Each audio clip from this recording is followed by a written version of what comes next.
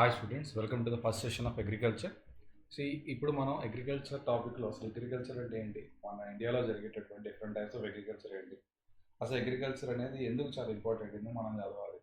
So these things we are going to discuss in this lesson. Okay, so India అనేది బేసికల్గా ఒక agricultural based country. మన economy అంతా కూడా అగ్రికల్చరల్ బేస్ అయి ఉంటుంది.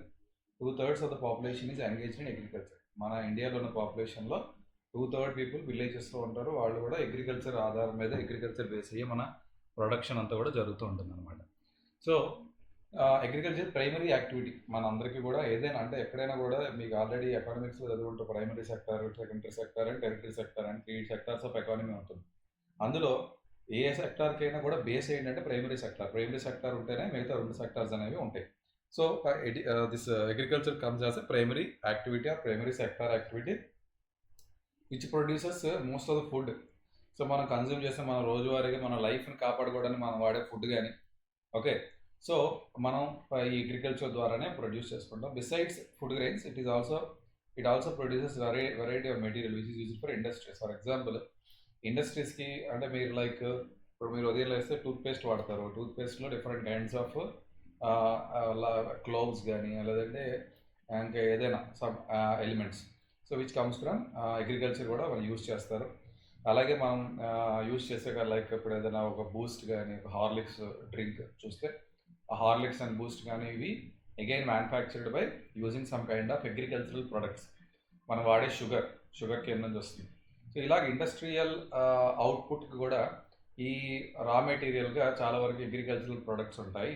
Can you name some industries based on agriculture raw material as I told you right now. So మనం తీసుకునే టీ, కాఫీ, స్పైసెస్ ఇవన్నీ కూడా అగ్రికల్చరల్ ద్వారా వచ్చినటువంటి ప్రొడక్ట్సే. ఓకే, సో అవి మనం ఎక్స్పోర్ట్ కూడా చేస్తున్నాం. ఈవెన్ బ్రిటిషర్స్ ఇండియాకి రావడానికి కారణం కూడా స్పైసెస్ కోసమే. ఇండియాలో గ్రో అయ్యే స్పైసెస్ని వాళ్ళు తీసుకెళ్ళడానికి, ఇండియాతో ట్రేడ్ చేయడానికి బ్రిటిషర్స్ ఇండియాకి ఎంటర్ అయ్యారు. సో అలాగే అగ్రికల్చర్ నుంచి ట్రేడ్ కూడా జరుగుతుంది. ఇండస్ట్రియల్ ప్రొడక్ట్స్ కూడా ప్రొడ్యూస్డ్ కాబడతాయి అనమాట అగ్రికల్చర్ ద్వారా. టైప్ ఆఫ్ ఫార్మింగ్ ఇండియాలో టాప్ ఫార్మింగ్ టైప్స్ ఏంటి? Agriculture age old economic activity. ఇప్పుడు ఈ రోజు నిన్న మొదలుపెట్టింది కాదు, కొన్ని థౌజండ్స్ ఆఫ్ ఇయర్ బ్యాక్ నుంచి కూడా అగ్రికల్చర్ అనేది ఒక యాక్టివిటీగా ఇండియాలో పెర్ఫామ్ చేస్తున్నారు. ఓకే, సో మనకి ఇప్పుడు ఇది age old activity. Over these years cultivation methods have changed significantly depending upon the characteristics of physical environment, technological know-how. అంటే ఇప్పుడు ఒకప్పుడు మనం జనరల్గా ప్లఫింగ్ అనేది మాన్యువల్గా కౌతోని క్యాటిల్తోని చేసేవాళ్ళం. ఇప్పుడు ఆ ప్లఫింగ్ యాక్టివిటీయే మనం use different types of machines like tractors కానీ ఇవన్నీ వాడతాం. అలాగే హార్వెస్టింగ్ కూడా మనం మాన్యువల్గా చేసేవాళ్ళం ఒకప్పుడు. ఇప్పుడు హార్వెస్టింగ్ కూడా సింపుల్గా కటింగ్ ఆఫ్ క్రాప్స్ మనకు మెషిన్ వస్తుంది. ఆ మెషిన్ పూర్తిగా మొత్తం కట్ చేసుకుని వెళ్ళిపోతుంది, చాలా ఫాస్ట్గా అయిపోతుంది. అంటే so even though we are practising agriculture from long many years, but the way how we do that agriculture, the way how we are utilizing the different kinds of machineries and all are changing అన్నమాట. మనం physical ఎన్వైర్న్మెంట్ని వాడే విధానాన్ని కానీ అంటే మనం ఒకప్పుడు వర్షం కోసం ఎదురు చూసేవాళ్ళం. ఇప్పుడు ఆర్టిఫిషియల్గా మనం ఇరిగేషన్ ద్వారా మనం కెనాల్స్ కన్స్ట్రక్ట్ చేసుకుని, డ్యామ్స్ కన్స్ట్రక్ట్ చేసుకుని, so we are controlling the physical environment also. And also టెక్నాలజికల్గా కూడా మనం అడ్వాన్స్ అవ్వడం వల్ల అగ్రికల్చర్లో దాన్ని టెక్నాలజీని అప్లై చేసి అగ్రికల్చర్ని ఈజీ చేసాం అన్నమాట. And also socio cultural practices అంటే హౌ వీ పెర్ఫామ్, ఈ అగ్రికల్చరల్ అవుట్కమ్ని ఎట్లా మనం ముందుకు తీసుకెళ్తాం. లైక్ వచ్చిన ప్రొడక్ట్ ఏదైతే ఉంటుందో గ్రెయిన్స్ కానీ వాటిని సెల్ చేసే విధానం కానీ ఓకే, ఇవన్నీ కూడా. So everything we often celebrate festivals during this kind of huge outcome వచ్చినప్పుడు, పొంగల్ అనే సెలబ్రేషన్ కానీ. So we are our festivals are also associated by this agriculture. Okay, so farming varies from subsistence to commercial type. అంటే so farming అనేది subsistence అంటే మన కోసం మనం చేసుకునేది, కమర్షియల్ టైప్ అంటే వేరే వాళ్ళ కోసం కూడా చేసేది. At present in different parts of India the following farming systems are practised. అంటే మన ఇండియాలో ఈ ఫార్మింగ్ అనేది ఏ రకంగా జరుగుతుంది, అట్ ప్రెజెంట్ ఏ రకంగా ఉంది అనేది చూద్దాం. Primitive subsistence farming. So primitive అంటే ఏంటంటే పురాతనంగా ఎప్పటి నుంచో జరుగుతున్నటువంటి ప్రాక్టీస్ అని అర్థం. ఎప్పటి నుంచో this practice was being practised. Okay, so that is called primitive అంటే పురాతనమైన. This type of farming still practised in few pockets in India. అంటే చాలా తక్కువ ప్లేసెస్లో ఈ టైప్ ఆఫ్ ప్రాక్టీసెస్, అంటే ఎప్పటి నుంచో ఉన్న పద్ధతులనే వాడి ఆ పద్ధతుల్లోనే పంట పండించడాన్ని ప్రిమిటివ్ సబ్సిస్టెన్స్ ఫార్మింగ్. ఇవి చాలా తక్కువ చోట్ల ఇండియాలో ఇప్పటికీ వాడుతున్నారు. Primitive subsistence agriculture is practised on small patches of land. ఇది చిన్న చిన్న ప్యాచెస్ ఆఫ్ ల్యాండ్ మీద చేయబడుతుంది with the help of primitive tools like hoe and dao and digging sticks. అంటే చెప్పాను కదా, ఇవన్నీ మాన్యువల్గా, అంటే ఒకప్పుడు ఎప్పుడో మనిషికి టెక్నాలజీ రాకముందు ఏ విధంగా అయితే చేసేవారో ఈ అగ్రికల్చరల్ ఫార్మింగ్ అనేది అదే విధంగా చేయటం. ఫ్యామిలీ అండ్ కమ్యూనిటీ లేబర్నే వాడుకోవడం, అంటే మెషినరీని వాడకుండా మన పొలంలో పక్కవాడు వచ్చి, మన ఫ్యామిలీ మెంబర్ వచ్చి, వేరే పక్కన ఉన్న రిలేటివ్ వచ్చి పనిచేస్తాడు, అలాగే ఆ రిలేటివ్ పొలంలో నువ్వు వెళ్ళి పనిచేస్తే ఇలా ఒకళ్ళకొకళ్ళు హెల్ప్ చేసుకుంటూ పనిచేయడం. This type of farming depends upon monsoon. వీటికి న్యాచురల్ ఎన్వైరన్మెంటల్ కండిషన్స్లోనే ఇవి క్రాప్స్ గ్రో అవుతాయి. వీళ్ళకి ఆర్టిఫిషియల్ మీన్స్ అనేది వీళ్ళు వాడుకోరు అనమాట. అంటే ప్రిమిటివ్ కదా, ఎప్పుడో ఉన్న విధానాలను ఇంకా వాడుకోవడాన్ని ప్రిమిటివ్ సబ్సిస్టెన్స్ ఫార్మింగ్ అంటాం. It is slash and burn. అంటే ఒకసారి పంట పండిపోయిన తర్వాత అదంతా కూడా, అంటే ఏదైతే కట్ చేసేస్తారు పంట అంతా కూడా వీళ్ళు కట్ చేసేసుకున్న తర్వాత మిగిలిపోయిన మొదళ్ళు ఉంటాయి కదా, పంట అయిపోయిన తర్వాత మిగిలిన పీసెస్, రూట్స్ కానీ స్టెమ్స్ కానీ ఉంటాయి కదా, వాటిని కాల్ చేస్తారనమాట. సో వాటిని మంట పెట్టి కాల్ చేస్తారు. That is called slash and burn agriculture. ఎందుకలా కాలుస్తారంటే అక్కడ ఏమైనా మైక్రో ఆర్గానిజమ్స్ ఉన్నా ఆ ల్యాండ్లో ఈ పంట పెరిగేటప్పుడు ఏవైనా మైక్రో ఆర్గానిజమ్స్ కానీ ఇంకేమైనా అక్కర్లేనివన్నీ ఉన్నప్పుడు అవన్నీ చచ్చిపోతాయి అనమాట. సో వాటిని అంతటి కిల్ చేయడానికి ఈ స్లాష్ అండ్ బర్న్ టెక్నిక్ అనేది వాడతారు.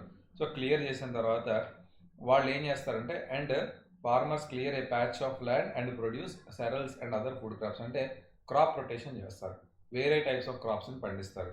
When the soil fertility decreases the farmer shift and clear a fresh patch. అంటే ఒకవేళ ఈ ప్యాచ్లో ఇంకా మనకి ఫెర్టిలిటీ లేదు, అంటే ఫర్దర్గా కల్టివేషన్ చేయడానికి సూటబుల్గా లేదు ఆ ప్యాచ్ అన్నప్పుడు ఆ ప్యాచ్ని అలా వదిలేసి ఇంకొక ప్యాచ్ దగ్గరికి వెళ్తారు.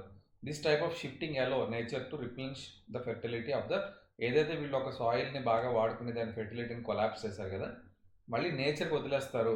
అది మళ్ళీ ఫెర్టిలిటీని అది మళ్ళీ గెయిన్ చేసుకునేలాగా దానికి కొంత రిలాక్సేషన్ ఇచ్చేస్తారు ఆ సాయిల్కి. మళ్ళీ వేరే చోటుకి వెళ్ళి వేరే ప్యాచ్లో మళ్ళీ వీళ్ళు చేసుకుంటారు. ఈ రకంగా ఒకప్పుడు కల్టివేషన్ అనేది జరిగేదన్నమాట. సో త్రూ న్యాచురల్ ప్రాసెసెస్, వీళ్ళు ఎక్కడ కూడా ఆర్టిఫిషియల్ ఫెర్టిలైజర్స్ని వాడరు. ఓకే, సో న్యాచురల్ ప్రాసెస్ ద్వారానే ఆర్గానిక్ ఫార్మింగ్ అంటారు కదా, this is one kind of organic farming అనుకోవచ్చు. In this type agriculture is low as the farmer does not use fertiliser. ఇక్కడ ఎక్కువగా మీకు ప్రొడక్టివిటీ రాదు, ఎక్కువ పంట పండదు, లిమిటెడ్గా వస్తుంది, బట్ వచ్చింది కూడా క్వాలిఫైడ్గా ఉంటుంది, క్వాలిటీ ప్రొడక్ట్ వస్తుంది. It is known by different names in different place. దీనికి ప్రిమిటివ్ సబ్సిస్టెన్స్ ఫార్మింగ్కి ఒక్కొక్క ప్లేస్ ఆఫ్ అవర్ కంట్రీలో ఒక్కొక్కలా పేరు పెడతాము. సో నార్త్ ఈస్ట్ స్టేట్స్లో కానీ అస్సాం, మేఘాలయ, మిజోరాం, నాగాలాండ్లో దీన్ని జుమ్మింగ్ అంటారు. దీన్ని ఏమంటారు? జుమ్మింగ్ అంటారు. ఓకే, అదే బస్తర్లో అయితే దీపా. ఓకే, అండ్ మణిపూర్లో పమ్లో అంటారు, Dipa in Bastar district and Chhattisgarh. And Andaman and Nicobar ఐలాండ్స్లో కూడా దీపా అని కూడా అంటారు. సో ఇలాగ డిఫరెంట్ ప్లేసెస్లో ఈ షిఫ్టింగ్ కల్టివేషన్ని డిఫరెంట్ పేర్లతో పిలుస్తారు. Jhumming, slash and burn agriculture is also known as milpa in Mexico. అంటే ఈవెన్ ఇండియాలోనే కాదు, వేరే కంట్రీస్లో కూడా ఈ shifting cultivation primitive subsistence farming అనేది ఉంది. మెక్సికోలో అయితే మిల్పా అంటారు, సెంట్రల్ అమెరికాలో అయితే కన్కో అంటారు, వెనుజులా. ఓకే, ఇలాగే డిఫరెంట్ కంట్రీస్లో డిఫరెంట్ నేమ్స్తో పిలుస్తూ ఉంటారు అనమాట. Okay, so this is one type of farming. What is the next type of farming is so can you name the type of farming Rijana's family. ఇక్కడ ఒక Rija lived in her family small village outskirts of Diphu in Assam. She enjoys watching her family members cleaning, slash and burning and patch of land. She often use ఇది జమ్మింగ్ cultivation అంటారు కదా, ఇప్పుడే మనం చూసాం కదా. Okay, next వచ్చింది ఏంటంటే intensive subsistence farming. This type of farming is practice in areas high population ఉంది. హై పాపులేషన్ ఉన్నప్పుడు నీకు ఎక్కువ ఫుడ్ కావాలి, అంతే కదా, పాపులేషన్ పెరిగే కొద్దీ ఫుడ్ రిక్వైర్మెంట్ పెరిగిపోతుంది. అయితే ఇట్ ఈస్ లేబర్ ఇంటెన్సివ్. అంటే ఎప్పుడైతే ఫుడ్ రిక్వైర్మెంట్ పెరిగిందో నీకు క్రాప్ పెరగాలంటే ఎక్కువ క్రాప్ని నువ్వు నాటాలి. You have to plant more number of crops. కాబట్టి ఇక్కడ లేబర్ అనేది చాలా ఎక్కువ మంది అవసరం పడతారు. Where high doses of biochemical inputs. ఇక్కడ ఆర్టిఫిషియల్గా మనం బయోకెమికల్ ఇన్పుట్స్ ఇస్తాము, అలాగే ఇరిగేషన్ ఇస్తాం, ఆర్టిఫిషియల్గా వాటర్ని సప్లై చేస్తాం ఫర్ ఒబ్టైనింగ్ హయ్యర్ ప్రొడక్షన్. ఇలాగా ఎక్కడైతే పాపులేషన్ చాలా ఎక్కువ ఉంటుందో అక్కడ మీరు ఇంటెన్సివ్ ఫార్మింగ్ చేయడాన్ని ఇంటెన్సివ్ సబ్సిస్టెన్స్ ఫార్మింగ్ అంటాము. Though the right of interaction, right of inheritance leading to the division of the land. అయితే ఇప్పుడు ఎప్పుడైనా కూడా ఏమవుతుందంటే, ఇప్పుడు ఒక తండ్రి దగ్గర ఒక 10 ఎకరాలు ఉందనుకోండి, వాడికి 2 పిల్లలు ఉన్నారు. ఆ 2 పిల్లలకి ఇప్పుడు ఏమవుతాయి, 5 acres వస్తాయి. ఓకే, సో తర్వాత 5 acres తీసుకున్న వాడికి మళ్ళీ 2 పిల్లలు పుట్టారు అనుకోండి, వాడికి 2 acres 2.5 2.5 వస్తుంది. ఇలాగా మనకి రైట్ ఆఫ్ ఇన్హెరిటెన్స్లో డివిజన్ ఆఫ్ ల్యాండ్ అంటే ఒకళ్ళ నుంచి ఒకళ్ళకి వెళ్ళేసరికి ఆ ల్యాండ్ హాఫ్ అవ్వటము, లేదా 3 పిల్లలు ఉంటే బై 3 అవ్వటము, ఇలాగా సక్సెసివ్ జనరేషన్స్కి వచ్చేటప్పటికి ల్యాండ్ డివైడ్ అయిపోతూ ఉంటుంది. ల్యాండ్ హోల్డింగ్ సైజు తగ్గిపోతుంది.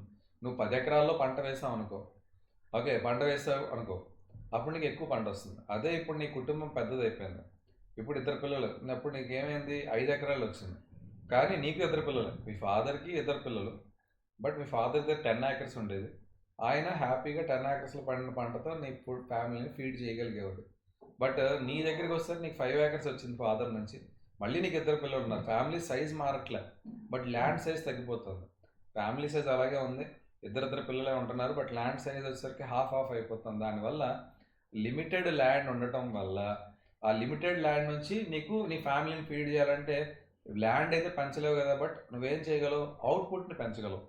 ఆ లిమిటెడ్ ల్యాండ్లో మ్యాక్సిమం అవుట్పుట్ తీసుకురావడం కోసం ఆల్టర్నేటివ్ సోర్స్ ఆఫ్ లైవ్లీహుడ్ ఎక్కడైతే నీకు ఉండదు, అంటే ఒకవేళ నీకు అగ్రికల్చర్తో పాటు నీకు ఒక జాబ్ ఉంది, లేకపోతే ఇంక ఇతర బిజినెస్లు చేస్తున్నావు అనుకో, నీకు ల్యాండ్ నుంచి వచ్చేది పెద్దగా అవసరం లేదు. But if you solely depend on this land only, ఇప్పుడు నువ్వు ల్యాండ్ మీద ఆధారపడి బతుకుతున్నావు, నీ ల్యాండ్ తగ్గిపోయింది, నీ ఫాదర్ నుంచి నీకు వచ్చేసరికి నీకు హాఫే వచ్చింది, అప్పుడు నువ్వేం చేస్తావు, ఆ ల్యాండ్ మీద బతికేటప్పుడు నువ్వు ఆ ల్యాండ్ని వాడి మ్యాక్సిమం అవుట్పుట్ తేవాలని ట్రై చేస్తావు.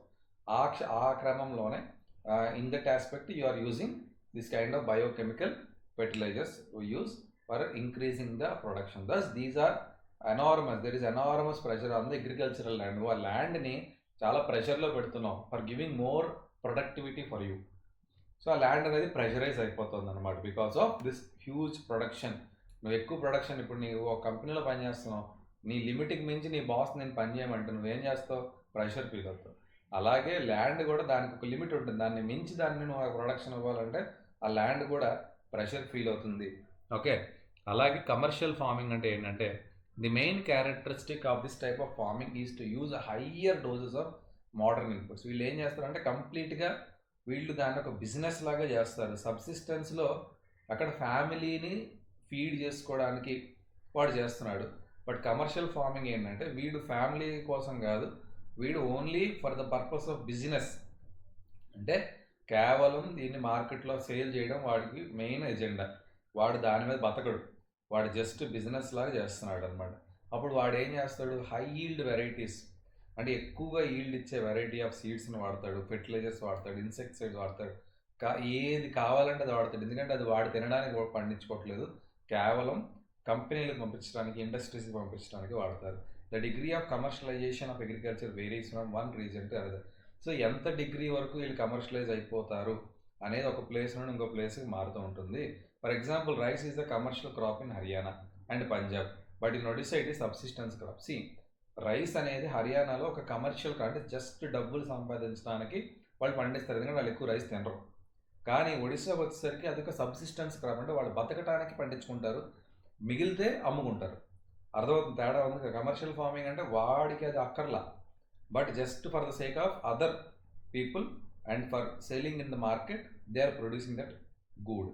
వేరాస్ సబ్సిస్టెన్స్ క్రాప్లో వాడు వాడుకుంటాడు, మెయిన్గా వాడు ఫస్ట్ తింటాడు, మిగిలింది మాత్రమే అమ్ముకుంటాడు. So that is subsistence crop. This commercial farming is different, subsistence farming is different. Okay, so commercial మన రీజియన్లో వచ్చేసరికి కమర్షియల్ క్రాప్ అనుకోండి, for example we produce cotton అనేది మనం తినడానికి వాడుకోము, but only for the purpose of selling వాడతాము. అలాగే మనం రైస్ అనేది మన సబ్సిస్టెన్స్ ఫార్మింగ్, ఈవెన్ ఆంధ్రప్రదేశ్లో అయినా మనం రైస్ పండించుకుంటాం, మనం తినగా మిగిలింది ఎక్స్పోర్ట్ చేస్తాం తప్ప మనం రైస్ అనే only for the purpose of export మనం చేయము. Plantation is also type of commercial farming. అంటే ప్లాంటేషన్ అంటే లైక్ మ్యాంగో ట్రీస్ కావచ్చు, లేదా ఫ్లవర్ బేరింగ్ ట్రీస్ కావచ్చు. ఈ ప్లాంటేషన్ కూడా కమర్షియల్ ఫార్మింగ్లోకి వస్తుంది. లైక్ లేదంటే వుడ్, టేక్ వుడ్ ప్లాంట్స్ కానీ ఇవన్నీ కూడా ఈ ప్లాంటేషన్ ఆల్సో కమ్స్ అంటే ఇది మనం తినడానికి వాడడం purely for the purpose of selling out side మనం వాడతాం కాబట్టి ఇవన్నీ కూడా కమర్షియల్ ఫార్మింగ్లోకి వస్తుంది. A single crop is grown in large area. Commercial farming ఎప్పుడు కూడా మనం ఏం చేస్తాం, ఒకే టైప్ ఆఫ్ క్రాప్ని లార్జ్ ఏరియాలో పండిస్తే the plantation has an interface of agriculture industry. So ఆ ప్లాంటేషన్కి ఆ అగ్రికల్చర్ ఏదైతే నువ్వు చేస్తున్నావో దాన్ని ఇండస్ట్రీకి అసోసియేట్ అవుతూ నువ్వు చేస్తావు. అంటే ఇండస్ట్రీకి ఏం కావాలి, ఇండస్ట్రీకి ఫర్ ఎగ్జాంపుల్ షుగర్ కేన్ ఎక్కువ కావాలి, అప్పుడు నువ్వేం చేస్తావు, ఆ ఇండస్ట్రీకి షుగర్ కేన్ ఎక్కువ కావాలి కాబట్టి నీ కమర్షియల్ ఫార్మింగ్లో ఏం పెట్టుకుంటావు, షుగర్ కేన్ ఎక్కువ పండిస్తావు. ఫర్ ఎగ్జాంపుల్ అక్కడ టెక్స్టైల్ ఇండస్ట్రీ ఉంది, వాళ్ళకి ఏం కావాలి, కాటన్ కావాలి, కాబట్టి నువ్వేం చేస్తావు, నీ కమర్షియల్ ఫార్మింగ్లో కాటన్ని పెట్టుకుంటావు. లేదు పక్కన ఏదో ఫర్నిచర్ షాప్ ఉంది, ఫర్నిచర్ కంపెనీస్ ఉన్నాయి, అప్పుడు నువ్వేం చేస్తావు, you focus more on wood, like take wood కానీ సాల్ వుడ్ కానీ. సో వుడ్ గివింగ్ ప్లాంటేషన్స్ ఎక్కువ. అంటే depending on the industrial interface. So industry దేనికోసం ఎదురు చూస్తుందో చూసుకుని ఆ టైప్ ఆఫ్ అగ్రికల్చర్ చేయడానికి మనం ఇష్టపడతాం, ఎందుకంటే దానిలో డబ్బులు వస్తాయి. Plantation cover large tracks of land using capital intensive inputs. So plantation అనేది చాలా ఈ క్యాపిటల్ ఇన్వెస్ట్మెంట్ కూడా చాలా ఎక్కువే ఉంటుంది. ఫస్ట్ ఆఫ్ ఆల్ ల్యాండ్ కావాలి, and at the same time నీకు అక్కడ ప్లాంటేషన్ చేశాక దాన్ని సేఫ్ గార్డ్ చేయాలి, లేబర్ కావాలి వాటిని చూసుకోవడానికి. All the produce is used as a raw material in respective industry. So ఏదైతే ఈ ప్లాంటేషన్ చేసిన తర్వాత నీకు ఏదైతే వచ్చిన ప్రొడక్ట్ ఉందో దాన్ని వేరే ఇండస్ట్రీకి రా మెటీరియల్గా నువ్వు పంపించడానికి ట్రై చేస్తాం మనం ఎప్పుడైనా కూడా. In India tea, coffee, rubber, sugar cane, banana etcetera are important plantation crops. మన ఇండియాలో వచ్చేసరికి మేజర్గా మనం పండించేటటువంటి కమర్షియల్ ప్లాంటేషన్ క్రాప్స్ ఏంటంటే tea, coffee, rubber, sugar cane, banana ఇలాంటివన్నీ కూడా. ఓకే, టీ అస్సాంలో అయితే టీ, అండ్ నార్త్ బెంగాల్లో కాఫీ. ఆ tea in Assam and north Bengal, coffee in Karnataka are some other important plantation crops grow in the state. So మేజర్గా tea Assam, north బెంగాల్లో ఇలా పండిస్తారు, అలాగే కాఫీ కర్ణాటకలో అలా పండిస్తారు. అలాగే వేరే వేరే స్టేట్స్లో different types of commercial crops అనేవి ఉంటాయి, కమర్షియల్ ప్లాంటేషన్స్ ఉంటాయి. Since the production is mainly for the market, A well developed network of transport and communication. So ఎప్పుడైనా కూడా నువ్వు ఇండస్ట్రీతో అసోసియేట్ అయ్యేటప్పుడు మేజర్గా నువ్వేం చేయాలి, నీ ప్రొడక్ట్ని జాగ్రత్తగా ఇండస్ట్రీస్కి వెంటనే ట్రాన్స్పోర్ట్ చేయాలి, పట్టుకెళ్ళి వాళ్ళకి అందించాలి. సో ఇది ఫ్రీక్వెంట్గా జరుగుతూ ఉండాలి. ఇండస్ట్రీకి ఒకరోజు ఇవ్వవు కదా, సో ప్రతి నెల వారానికి ఒకసారో నీకు వచ్చినటువంటి ప్రొడ్యూస్ని అలా పంపిస్తూనే ఉంటావు. కాబట్టి ఈ రెండింటి మధ్యలో, అంటే ఎక్కడైతే నీకు ప్రొడక్షన్ జరుగుతుందో ప్రొడక్షన్ ప్లేస్కి, ఇండస్ట్రీ ఉన్న ప్లేస్కి మధ్యలో మంచి కనెక్టివిటీ అనేది ఉండాలి, నెట్వర్క్ ఆఫ్ ట్రాన్స్పోర్టేషన్ ఉండాలి, అలాగే కమ్యూనికేషన్ నెట్వర్క్ కూడా బాగుండాలి. So processing industries and markets play an important role in the development of plantation. So plantation industry improve అవ్వడానికి మేజర్గా ఆ ప్లాంటేషన్ నుంచి వచ్చినటువంటి ప్రొడ్యూస్ని ప్రాసెస్ చేసే ఇండస్ట్రీస్ బాగుండాలి. ఓకే, అండ్ ఆల్సో వాటికి మార్కెట్ కూడా బాగుండాలి. ఇప్పుడు ఇండస్ట్రీ ఒక ప్రోడక్ట్ని తయారు చేసిన తర్వాత మార్కెట్లో ఆ ప్రోడక్ట్కి డిమాండ్ లేకపోతే ఆ ప్రొడ్యూస్ చేసినా కూడా వేస్ట్. కాబట్టి ఇక్కడ 3 థింగ్స్ ఇంపార్టెంట్. ఒకటి, ప్రొడ్యూస్ నుంచి ఇండస్ట్రీకి ట్రాన్స్పోర్టేషన్ బాగుండాలి, ఇండస్ట్రీలో తయారైన గూడ్కి మార్కెట్ బాగుండాలి.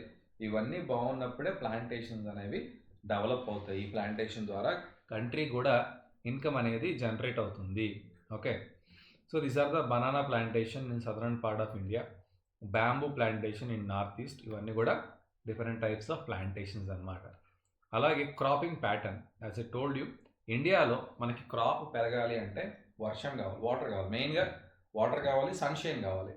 కాబట్టి ఎప్పుడైతే అంటే వాటర్ రిక్వైర్మెంట్ అనేది క్రాప్కి వేరీ అవుతుంది. ఒక క్రాప్ ఎక్కువ వాటర్ని, ఎక్కువ సన్లైట్ని కోరుకుంటే ఇంకొక క్రాప్ తక్కువ వాటర్ని, తక్కువ సన్లైట్ని కోరుకుంటుంది. సో క్రాప్ కూడా వేరియస్ టైప్స్ ఆఫ్ క్రాప్స్ ఉంటాయి. ఒక క్రాప్ ఎక్కువ సన్లైట్, ఎక్కువ వాటర్ని కోరుకుంటాయి, అవి జనరల్గా మాన్సూన్లో మనం పండిస్తాం. So you have studied that physical diversities and plurality of cultures in India these are also reflected agriculture practice. So ఇండియాలోని అగ్రికల్చరల్ ప్రాక్టీసెస్లో కూడా వేరియేషన్స్ ఉంటాయి.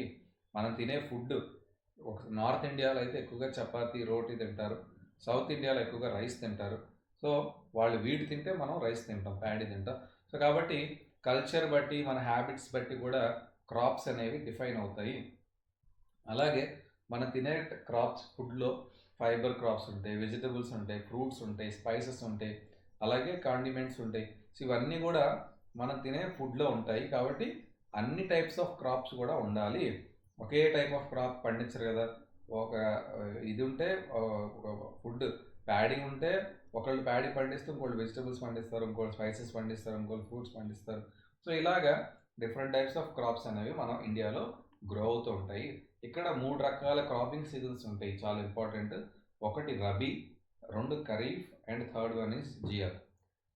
అయితే రబీ క్రాప్స్ ఇది జనరల్గా జాగ్రత్త గుర్తుపెట్టుకోండి, చాలా చాలా ఇంపార్టెంట్ పాయింట్స్ అన్నీ కూడా. రబీ క్రాప్స్ అనేవి ఎప్పుడు స్టార్ట్ అవుతాయి అంటే అక్టోబర్, అంటే ఎప్పుడైతే వింటర్ సీజన్ కమెన్స్ అవుతుందో అక్టోబర్ టు డిసెంబర్. సో వీటికి పెద్దగా సన్లైట్ అక్కర్లేదు, పెద్దగా వాటర్ కూడా అక్కర్లేదు. So from October and December and harvested in summer. So వింటర్లో మనం ఏం చేస్తున్నాం, సోయింగ్ చేస్తాం, and harvested in summer from April to June.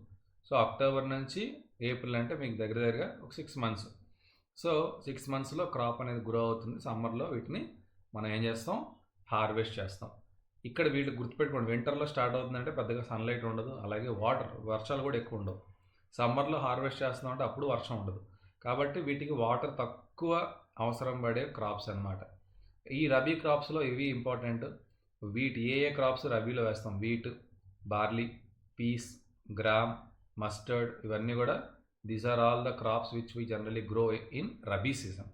So though these crop are grown in large parts of India states from the north parts of India, states from the north and northwest part of Punjab, Haryana. ఇవి ఎక్కడెక్కడ పండిస్తారంటే ఎక్కువగా ఇండియాలో అన్ని స్టేట్స్లో పండిస్తున్నప్పటికీ but ఎక్కువగా అయితే states from north and north western part, Punjab, Himachal Pradesh, Jammu కాశ్మీర్లో ఎక్కువగా వీటిని పండిస్తారు అన్నమాట. ఇవి రబీ క్రాప్స్ కింద. Uttarakhand, Uttar Pradesh are important for the production of wheat. అదే ఉత్తరాఖండ్, ఉత్తరప్రదేశ్లో అయితే wheat and other rabi crops, ఇవి కాకుండా ఇంకా వేరే వేరే రబీ క్రాప్స్ కూడా వీళ్ళు పండిస్తారు, లైక్ గ్రౌండ్ నట్స్ కావచ్చు, ఓకే, సో పల్సెస్ కావచ్చు, అవి కూడా పండిస్తారనమాట. Availability of precipitation during winter months due to western, అంటే కొన్ని చోట్ల ఏమవుతుందంటే నార్త్ ఈస్ట్ మాన్సూన్, అంటే సౌత్ వెస్ట్ వెళ్ళిన తర్వాత నార్త్ ఈస్ట్ మాన్సూన్స్ వెనక్కి వస్తాయి, ఓకే. సో ఆ టైంలో కొన్ని స్టేట్స్కి వర్షాలు పడతాయి నార్త్ ఈస్ట్ మాన్సూన్. సో ఆ నార్త్ ఈస్ట్ మాన్సూన్ ఎక్కడైతే వస్తుందో అప్పుడు వాళ్ళకి వర్షాలు ఎక్కువ అవుతాయి. కాబట్టి కొన్నిసార్లు ఆ టైంలో కూడా ప్యాడీ వేయటం కానీ. So however the success of green revolution in Punjab, Haryana, western parts of Uttar Pradesh, parts of Rajasthan also been important factor. So ఎప్పుడైతే గ్రీన్ రెవల్యూషన్ అంటే ఏంటంటే, గ్రీన్ రెవల్యూషన్ అంటే హైబ్రిడైజేషన్ అనమాట. అంటే మనం అప్పుడు ఏం జరిగిందంటే ఇండియా యొక్క పాపులేషన్ బాగా పెరిగిపోతుంది, బట్ ఇండియాలో అంతకు సబ్సీక్వెంట్గా ఫుడ్ గ్రెయిన్స్ అనేవి ఇంక్రీజ్ అవ్వట్లేదు. అప్పుడు ఎంఎస్ స్వామినాథన్ అనే అగ్రికల్చరల్ సైంటిస్ట్, ఆయన ఏం చేశారంటే హీ ఫౌండ్ హైబ్రిడైజేషన్. అంటే ఎప్పుడైనా కూడా క్రాస్ ఫార్మింగ్ చేయడం ద్వారా 2 డిఫరెంట్ ప్లాంట్స్ని లేదా డిఫరెంట్ ప్లాంట్స్ని క్రాసింగ్ చేయడం ద్వారా హై ఈల్డ్ వెరైటీ క్రాప్స్ని కనుక్కోవచ్చు అని చెప్పి ఆయన రీసెర్చ్ చేశారు.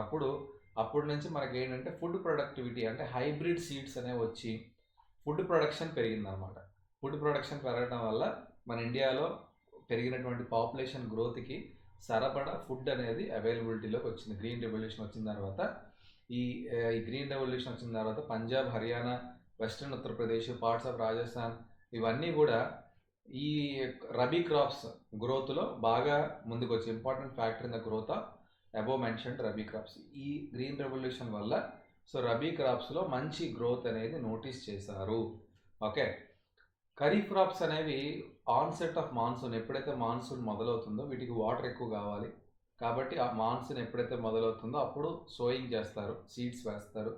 హార్వెస్టింగ్ అనేది ఎప్పుడైతే మనకి రబీ మొదలవ్వకముందే హార్వెస్ట్ చేసేయాలి కదా. కాబట్టి సెప్టెంబర్, అక్టోబర్ మంత్స్లో వీటిని హార్వెస్ట్ చేసేస్తారు. సో ఇది డిఫరెంట్, మళ్ళీ చెప్తున్నాను, ఇవి ఫిక్స్డ్గా ఉండవు. ఈ మంత్స్ అనేవి మారుతాయి. కొన్ని స్టేట్స్లో కొన్ని మంత్స్ ఉంటాయి, కొన్ని స్టేట్స్లో కొన్ని ఉంటాయి. ఎందుకంటే depending on the onset of monsoon. ఒక్కొక్కసారి మాన్సూన్ డిలే అయితే ఖరీఫ్ కూడా డిలే అవుతుంది.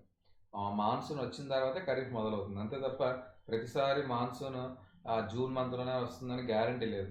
కాబట్టి మాన్సూన్ మీద డిపెండ్ అవుతుంది.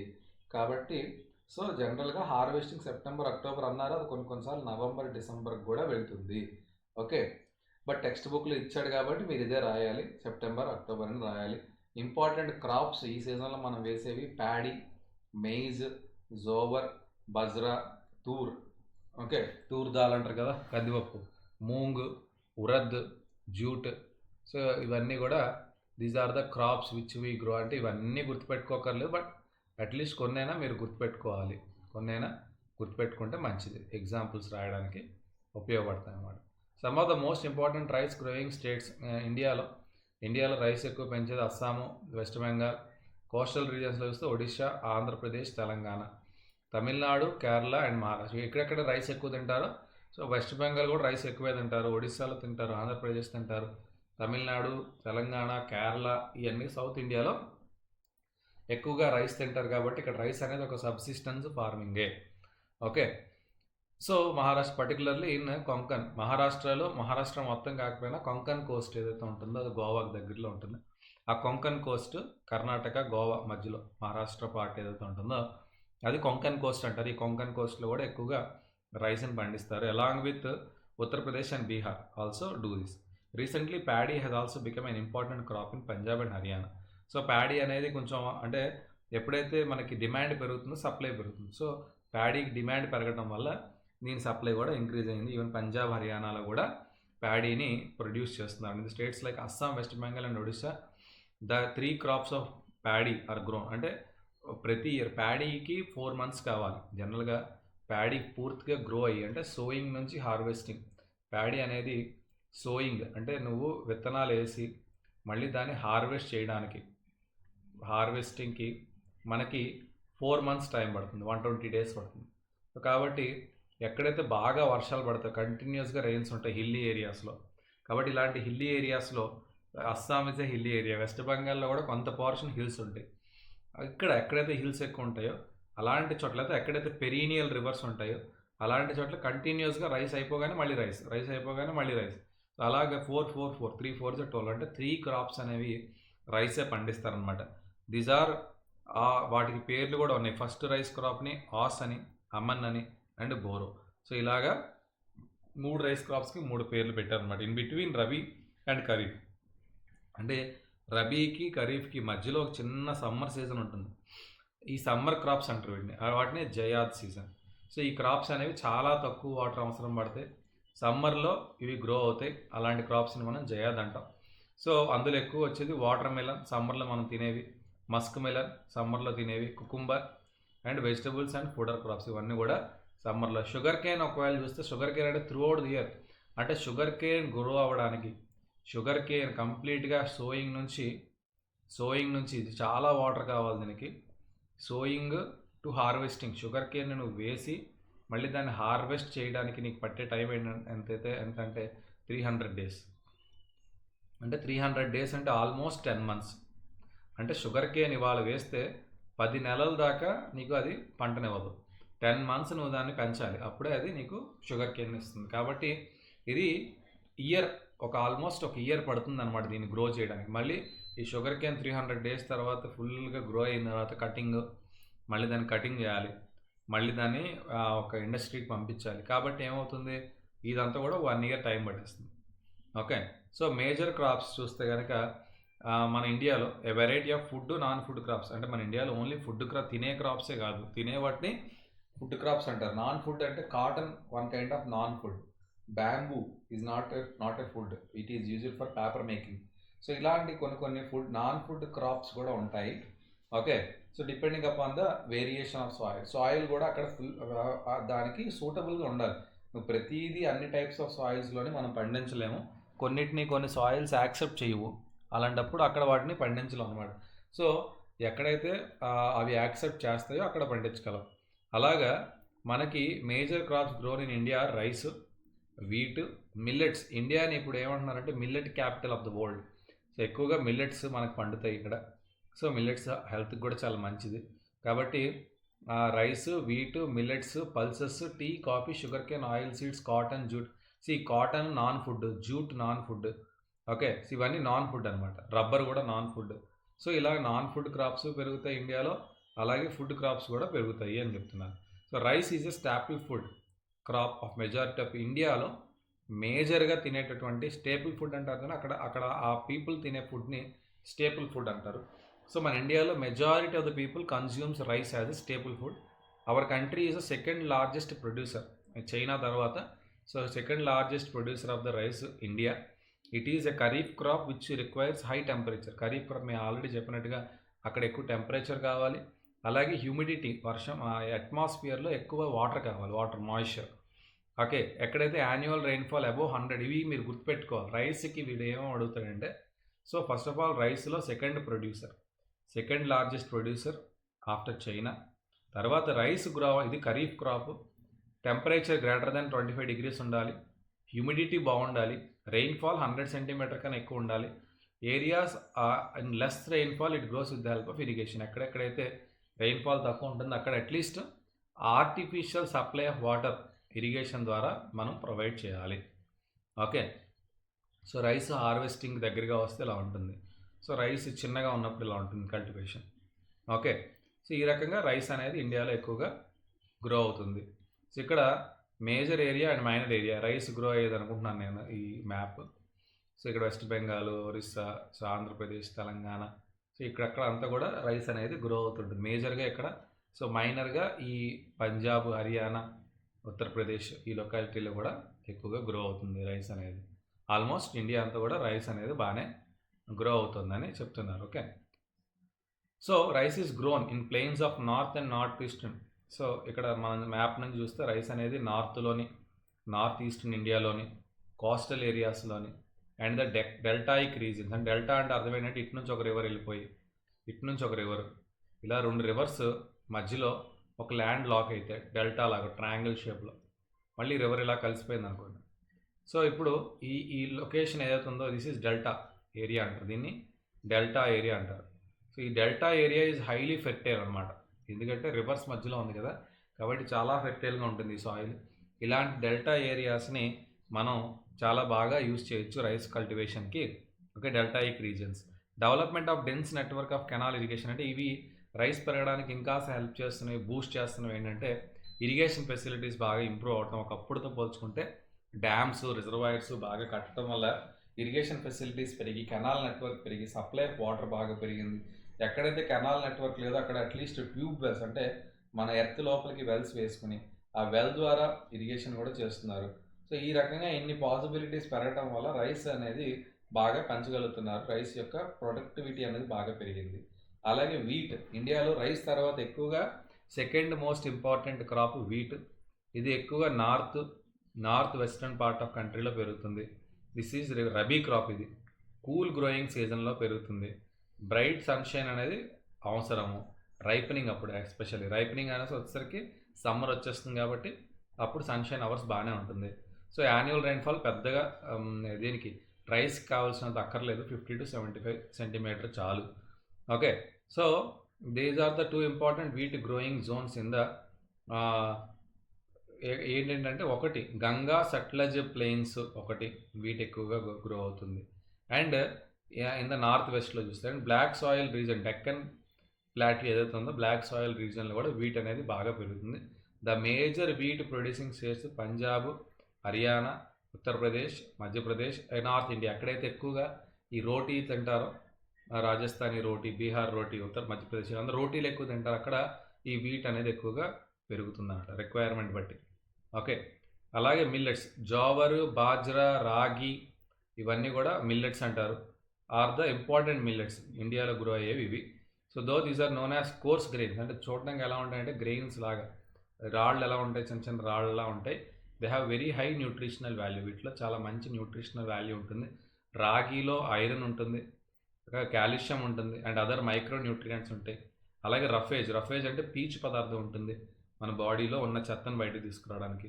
Jowar third important. ఇప్పుడు మన ఇండియాలో రైస్, వీటి తర్వాత ఎక్కువగా తినేది జోవర్, జొన్న రొట్టెలు అంటారు. షుగర్ పేషెంట్స్ ఎక్కువగా తీసుకునేది జోవర్, ఎందుకంటే షుగర్ని బాగా కంట్రోల్ చేస్తుంది అన్నమాట. It is rain fed crop mostly grown in moist areas. అయితే ఇక్కడ పెద్దగా వాటర్ రిక్వైర్మెంట్ అక్కర్లేదు. ఇట్ హార్డ్లీ నీడ్స్ ఇరిగేషన్, పెద్దగా వాటర్ అక్కర్లేదు. Major jowar producing states are Maharashtra, Karnataka, Andhra Pradesh and Madhya Pradesh. Jowar ఎక్కువగా పండించేవి ఈ 4 స్టేట్స్ అన్నమాట. ఓకే, దాని తర్వాత bajra grows well on sandy soils. ఇవన్నీ కూడా మీరు గుర్తుపెట్టుకోవాలి. అండర్లైన్ చేస్తున్న పార్ట్స్ చాలా చాలా ఇంపార్టెంట్. సో బాజ్రా ఎక్కడ పెరుగుతుంది? శాండీ సాయిల్స్లో పెరుగుతుంది, అండ్ షాలో బ్లాక్ సాయిల్లో పెరుగుతుంది. Major bajra producing states Rajasthan, Uttar Pradesh, Maharashtra, Gujarat, Haryana. Ragi is a crop of dry regions. ఎక్కడెక్కడైతే వర్షాలు తక్కువ ఉంటాయో అక్కడ రాగి పండిస్తారు. రెడ్ సాయిల్స్, అంటే రాగి కూడా రెడ్ కలర్లో ఉంటుంది కదా, సో రెడ్ సాయిల్స్ ఎక్కువ పండుతుంది. మన red, black, sandy, loamy, shallow black soils. మేజర్గా రాగి ప్రొడ్యూస్ చేసేది కర్ణాటక, తమిళనాడు, హిమాచల్ ప్రదేశ్, ఉత్తరాఖండ్, సిక్కిం, జార్ఖండ్ అండ్ అరుణాచల్ ప్రదేశ్. ఇది bajra and ragi. Maize is a crop used in both food and fodder, అంటే మనుషులు తింటారు, అలాగే పశువులకి కూడా, క్యాటిల్కి కూడా ఫుడ్ లాగా దీన్ని వాడతారు. ఇది ఖరీఫ్ క్రాప్. టెంపరేచర్ అనేది 21 to 27 ఉండాలి. సో ఓల్డ్ అల్యూవియల్ సాయిల్లో ఎక్కువగా పండుతుంది. సో బీహార్లో ఈ మెయిజ్ అనేది రబీ సీజన్లో వేస్తారు. And also use of modern inputs, high yield variety వాడటం ద్వారా, ఫెర్టిలైజర్స్ వాడటం ద్వారా, ఇరిగేషన్ ద్వారా కూడా వీటి యొక్క ప్రొడక్షన్ ఇంక్రీజ్ చేస్తున్నారు. Major maize producing states Karnataka, Madhya Pradesh, Uttar Pradesh, Bihar, Andhra Pradesh and Telangana. ఇవన్నీ కూడా మెయిజ్ ప్రొడ్యూస్ చేసే వాటిలో ఇంపార్టెంట్ స్టేట్స్ అన్నమాట. Okay, so these are the locations where major area, minor area. I think so distribution of wheat ఎక్కువగా పండించేది ఇదనమాట. ఇందాక మనం చూసింది ఏంటి? డిస్ట్రిబ్యూషన్ ఆఫ్ రైస్ అనుకుంటుంది. రైస్ ఇది, వీట్ ఇది. ఓకే, సో నా పల్సెస్ గురించి, మిగతా oil seeds we will see in the next session. Thank you so much.